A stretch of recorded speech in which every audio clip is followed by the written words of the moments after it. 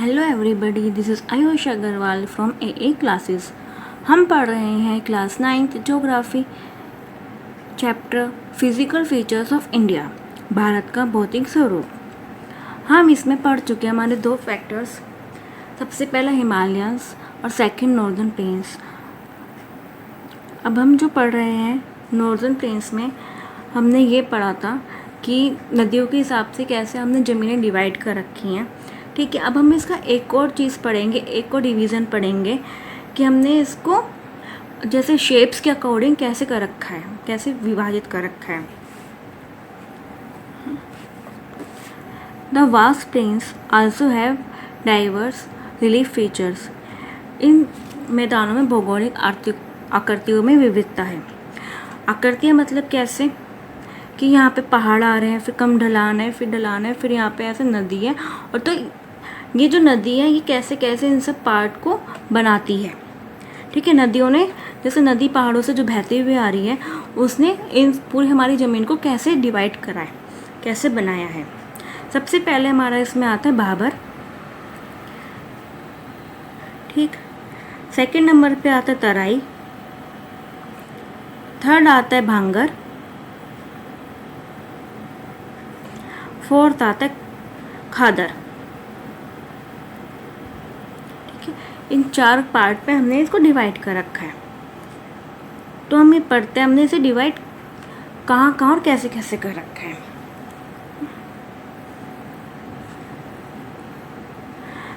नदियाँ पर्वत से नीचे उतरते समय शिवालिक की ढाल पर 8 से 16 किलोमीटर की चौड़ी पट्टी में गुटिका का निक्षेपण करती हैं। ये क्या है? गुटिका का मतलब होता है छोटे छोटे पत्थर। हम इसको डायग्राम की सहायता से समझेंगे। ठीक, ये जैसे हिमालय है, यहाँ से नदी निकलती हुई आ रही है। ठीक है, जब वो पहाड़ तोड़ती है तो मैंने आपको पहले भी बताया था कि बड़े बड़े पत्थरों को अपने साथ साथ लेकर आती है। ठीक, तो यहाँ पे बड़े बड़े पत्थर आ गए। उससे जो ये कितनी चौड़ाई होती है इसकी 8 से 16, इसकी जो लंबाई होती है वो होती है 8 से 16 किलोमीटर। ठीक, और इस क्षेत्र में जैसे नदियाँ बहाते हुए अपने साथ साथ ही कंकड़ लाती हैं तो क्या लगता है हमें कि नदियाँ छुप गई, विलुप्त हो गई। क्यों लगता है? क्योंकि ये पत्थरों के बीच में से इतने बड़े बड़े पत्थर होते हैं कि हमें दिखती नहीं है, लेकिन नदियाँ तब भी बह रही होती हैं, इसके नीचे से होकर बह रही होती हैं। तो हमें ऐसा लगता है कि इस पॉइंट में आके जैसे पत्थर पत्थर है यहाँ पे, इस पॉइंट में आके नदियाँ गायब हो गई और उसके बाद फिर से निकल के आ गई। पर ऐसा नहीं होता, ही नीचे से भी बह रही होती है। तो हमें एक टाइप से भ्रम पैदा होता है कि ये नदियाँ गायब हो गई हैं, जैसे कि बाबर पट्टी में नदियाँ गायब हो जाती है, बाबर बेल्ट में जो रिवर्स है वो गायब हो जाती हैं और इसके साउथ में यानी कि इसके नीचे के पार्ट में आते ही यहाँ पे ये नदियाँ पुनः निकल आती हैं। तो ये ऐसा हमें फील होता है। उसके बाद हमारा सेकंड आता है तराई। फर्स्ट क्या है हमारा भाबर, उसके बाद है तराई। अब तराई जो हमारा एरिया है वो ये एरिया है, वो है हमारा सबसे ज़्यादा हरा भरा एरिया। ठीक, कैसा एरिया? सबसे ज़्यादा हरा भरा एरिया है ये। यहाँ पे दलदल वाला एरिया है और मॉइस्चर ज़्यादा है, वेट, स्वैम्पी और मार्शी एरिया। यानी हिंदी में इसे हम बोलते हैं नम दलदली क्षेत्र। नम और दलदली क्षेत्र बोलते हैं इसे। मार्शी मतलब जहाँ पे छोटे छोटे पौधे उग आते हैं। ठीक है, झाड़ियाँ पौधे ऐसे उग आते हैं। और जो ये एरिया होता है सबसे ज़्यादा जो वन्य जीव जंतु है, वन के लिए सबसे ज़्यादा इम्पोर्टेंट एरिया होता है। यहाँ पे जो फॉरेस्ट होता है सबसे ज़्यादा होते हैं। परंतु ये जो फॉरेस्ट है वो क्लियर कर दिए गए, साफ़ करते गए। जो पाकिस्तान से माइग्रेट आए थे, जो पाकिस्तान से लोग आए थे, शरणार्थी जब आए थे, जब डिवीज़न हुआ था यहाँ पे, तो पाकिस्तान से जब लोग यहाँ पे इंडिया में आए थे तो उन लोगों को रहने के लिए जगह देनी थी। तो ज़्यादातर जो फॉरेस्ट है वो यहाँ से काट दिए गए थे। कि सबसे पहले हमारा है भाबर, फिर उसके बाद आया दलदली क्षेत्र, तराई। ठीक है, उसके बाद आएगा भांगर और खादर। अब भांगर और खादर एक सेम चीज़ होती हैं। भांगर बोलते हैं पुरानी मिट्टी और खादर होती है हमारी नई मिट्टी, जिसको हम पुरानी जलोढ़ और नई जलोढ़ से डिनोट करते हैं। भांगर को मतलब क्या होता है? भांगर को हम जो कुछ भाषाओं में भांगर बोला जाता है कि जो घर का पुराना सामान है उसे हम भांगर बोलते हैं। जो बेकार होते हैं जिसको हम कबाड़ी वालों को बेच देते हैं उसे हम भांगर बोलते हैं। उसी का ही याद रखना जो पुराना सामान है, यानी कि जो हमारी पुरानी मिट्टी है। ठीक है, अब ये लाई का ऐसे जाती है। देखो ये नदी है, पहले हमारी नदी इस इतने एरिया में बह रही थी। ठीक है, अब वो इतने एरिया में बह रही थी तो यहाँ से लाते मिट्टी ला रही थी, अब मिट्टी वो यहाँ पे जमा करती हुई जा रही थी। अब क्या हुआ, धीरे धीरे यहाँ पे कम बहने लग गई। ठीक है, तो यहाँ पे मिट्टी रह गई ना, तो ये पुराने जलोढ़।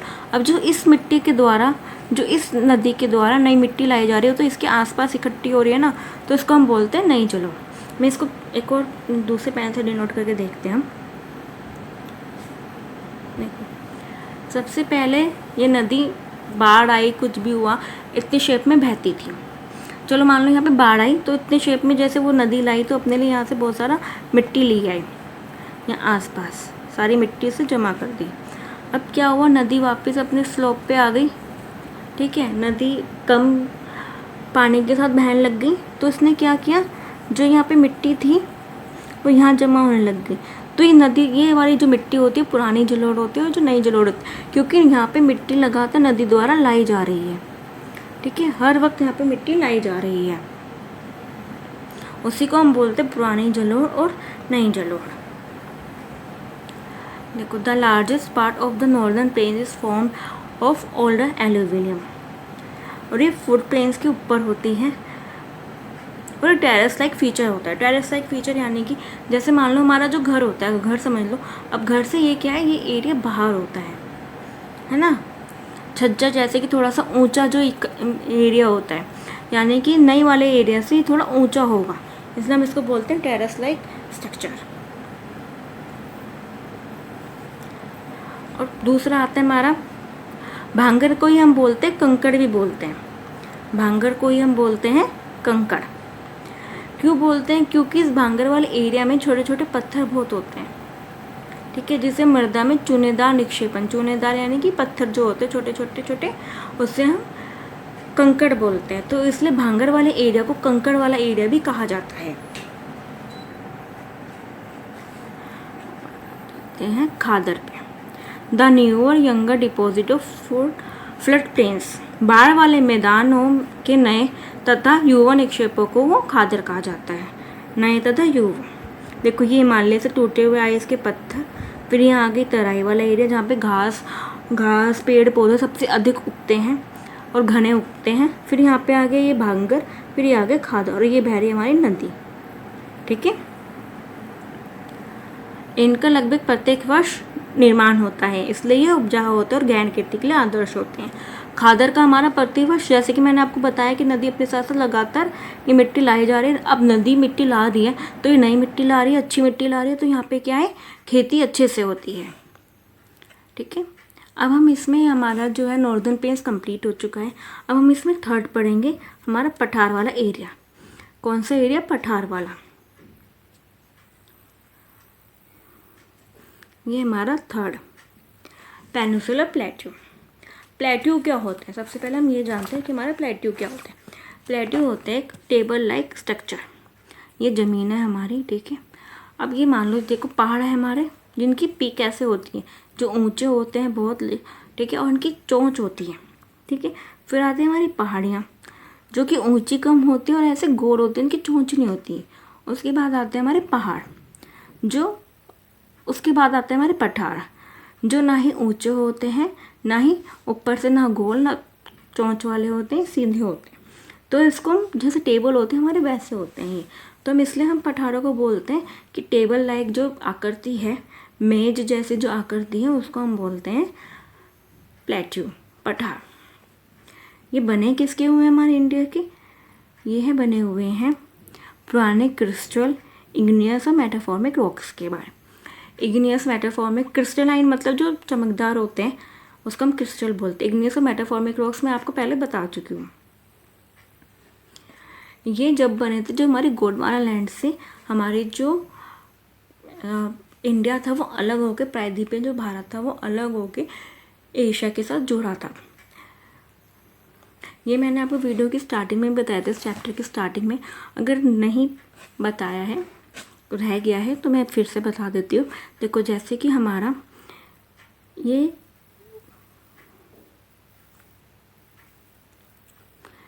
मान लो हमारा पूरा वर्ल्ड है।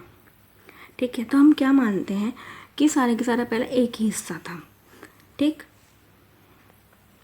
ये सारा का सारा पहले एक ही हिस्सा था। ये था हमारा पैंजिया, जो लैंड वाला हिस्सा था।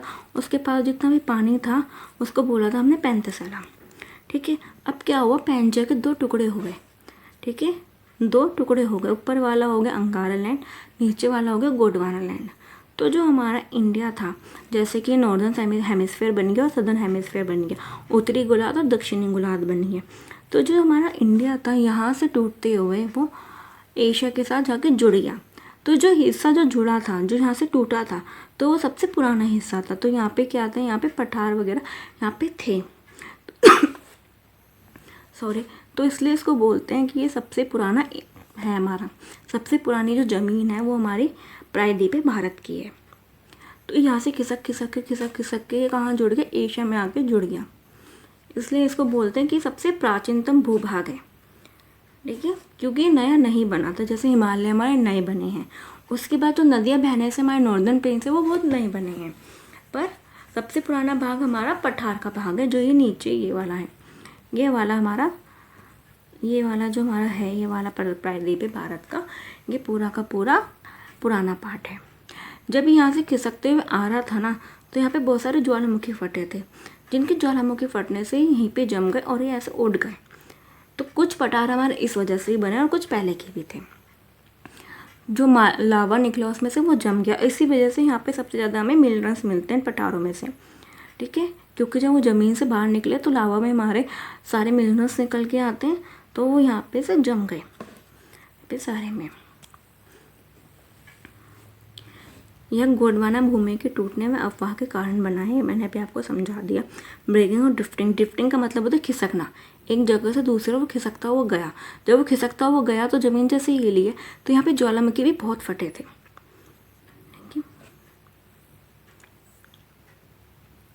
प्लेट्यू हैज़ बहुत shallow valleys around the hills.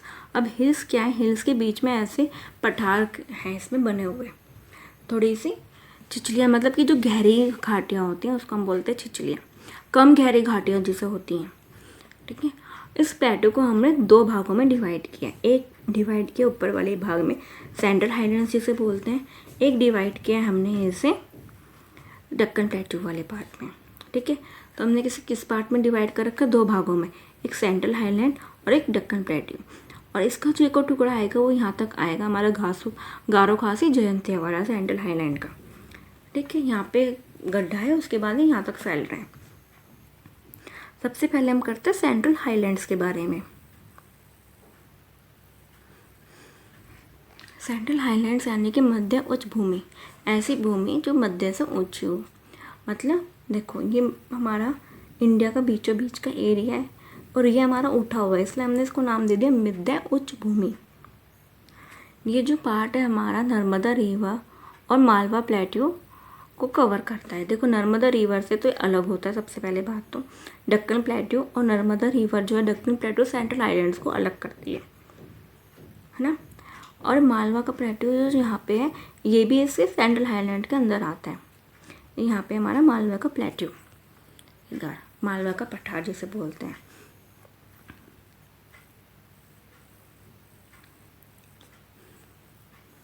अब क्या है, यहाँ से जाते जाते यहाँ पे हमारा डेजर्ट आ गया।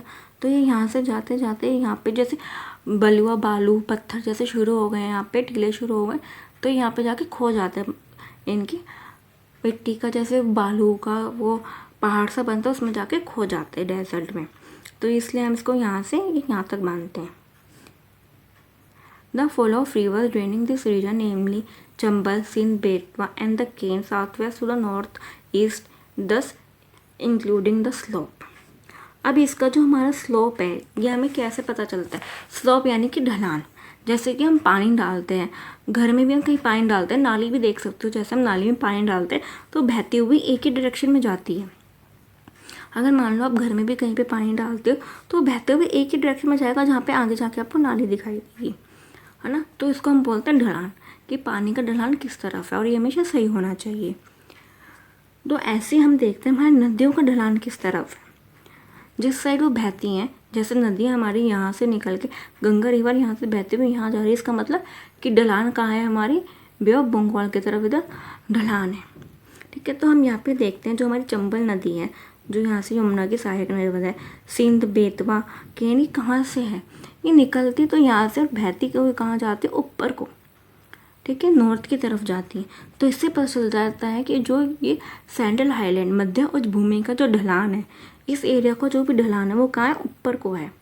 ठीक, यहाँ है, क्योंकि जब भी ये नदी मिलकर कहाँ मिल जाती है, सारी की सारी नदियाँ गंगा रिवर में मिलकर चली जाती हैं आगे को, क्योंकि ढलान आगे है। The central highlands are wider in the west but narrower in the east. ये जो है इसमें पिक्चर में भी देखो ये यहाँ से चौड़ी है, ठीक है, और यहाँ से कम चौड़ा है। तो ये क्या कह रहा है कि वेस्ट में तो ज़्यादा चौड़ा है, पर इसके कंपैरिजन में ईस्ट में ये कम चौड़ा है। तो इसकी चौड़ाई ऐसे है, ठीक है, इस टाइप से है। जो इसका ईस्टवर्ड एक्सटेंशन है उसको हम क्या बोलते हैं, बुंदेलखंड और भागेलखंड। ठीक है, स्थानीय रूप से बुंदेलखंड और भागेलखंड, ये रहा भागेलखंड और बुंदेलखंड। जो इसका ईस्टवर्ड डायरेक्शन है, ईस्टवर्ड एक्सटेंशन मतलब जो इसका बढ़ा हुआ हिस्सा है ईस्ट की तरफ, पूर्व की तरफ। Chota Nagpur plateau marks the further eastward extension drain by Damodar river. Damodar river कहाँ बहती है, हमारी वेस्ट बंगाल में। ठीक है, तो छोटा नागपुर जो रिवर प्लेट्यू है हमारा, वो भी इसका क्या है, ईस्टवर्ड एक्सटेंशन को दिखाता है, यानी कि पूर्वी ओर जो खिसका हुआ है तो उसकी ओर दिखाता है कि पूर्वी ओर जो विस्तार है, यानी कि जैसे एक चीज़ तो हमारी यहाँ है, वो इसका हल्का सा जो बढ़ा हुआ हिस्सा है वो कहाँ तक आता है, हमारा छोटा नागपुर पठार तक। ठीक है, जो किसके द्वारा ड्रेन किया जाता है, यानी कि ड्रेन का मतलब होता है कि नदियों द्वारा कहाँ कहाँ तक पानी जाते हैं। ठीक है, तो ये कहाँ तक नदी है, इसमें पानी जाते हैं छोटा नागपुर तक। इसको दामोदर रिवर इधर सिंचाई का काम करती है, मतलब इसका वाह तंत्र जो है वो दामोदर रिवर करती है छोटा नागपुर प्लेटू तक का। ये देखो आप, ये अरावली हिल से लेकर ये पूरा नर्मदा रिवर आगे, ये डिवीज़न हो गया डक्कन ट्रैप का। ठीक, ये यहाँ से अरावली हिल्स बुंदेलखंड, ये सारा का सारा हमारा आता है पठार वाला एरिया। अरावली को छोड़कर सारा का सारा पठार वाला एरिया आता है, मालवा का प्लेट्यू, बुंदेलखंड भागलखंड छोटा नागपुर प्लेट्यू। ठीक है, आई होप कि आपको ये समझ में आया हो। अगर कुछ भी नहीं समझ में आया तो कमेंट करना, मैं इसको दोबारा से समझाऊंगी। तो हम नेक्स्ट वीडियो में डक्कन प्लेट्यू के बारे में पढ़ेंगे। आई होप कि आपको मेरी वीडियोस अच्छी लग रही हो, और लाइक शेयर सब्सक्राइब जरूर कीजिएगा। Thank you very much.